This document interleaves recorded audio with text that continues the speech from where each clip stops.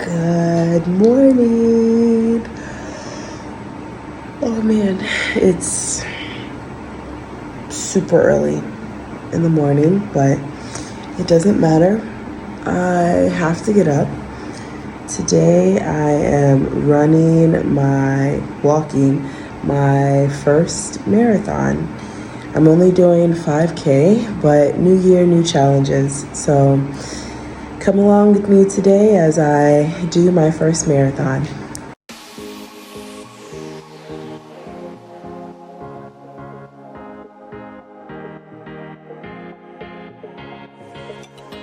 After getting my racing packet and registration sorted out, I wandered over to the starting line. But I could also see runners that were doing the 21K and 10K were going strong, encouraging me for the 5K that I could do what I needed to do.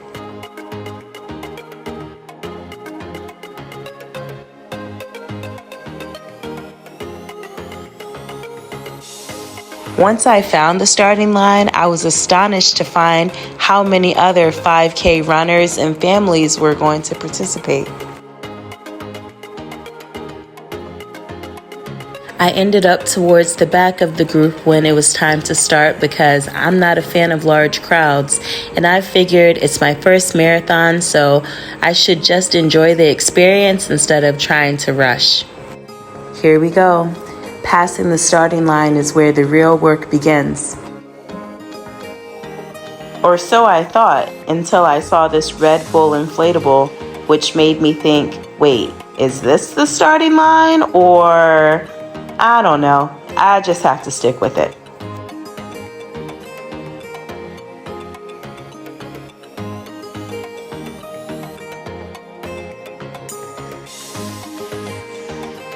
If I'm being completely honest, the best part of this marathon was being able to freely walk the streets of the city that they had shut down just for the marathon.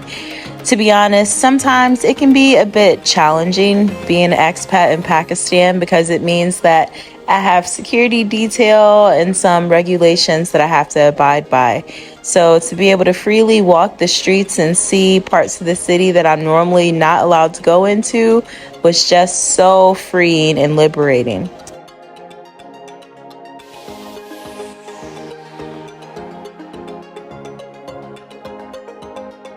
I had never done a marathon before because I didn't get the point of just running, but now I can understand why runners do marathons on account of it's not just about the sport or running, but really about the mental toughness and endurance with the side of discipline that it takes to complete the run.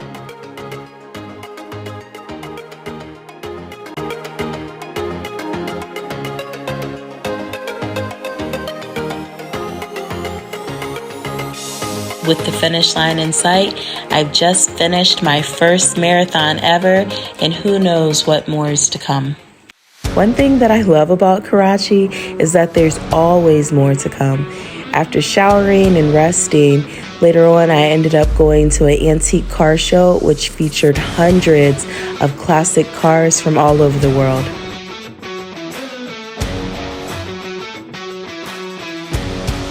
Surprisingly enough, classic cars are really popular here and also a rarity. Once a month, there's a group that has something called a gentleman's drive, where they bring out their cars on a Sunday and drive around the city for a while.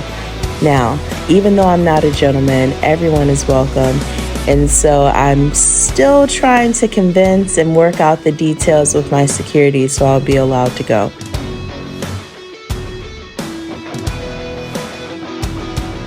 This event took place at Frere Hall, a building built back in the 1860s and a staple of Karachi.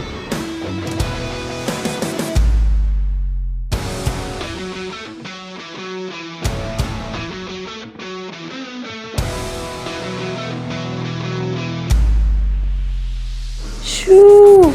Just look at the beauty of some of these cars. Imported cars and technology to Pakistan is very expensive.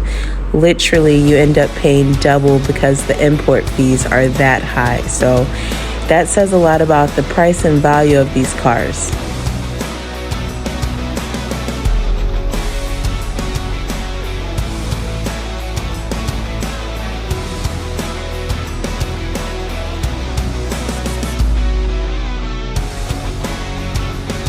This is the final car, and it's a 101-year-old Rolls-Royce that used to be the president of Pakistan's car. Thanks for coming along today for Karachi Adventures. Be sure to like and subscribe.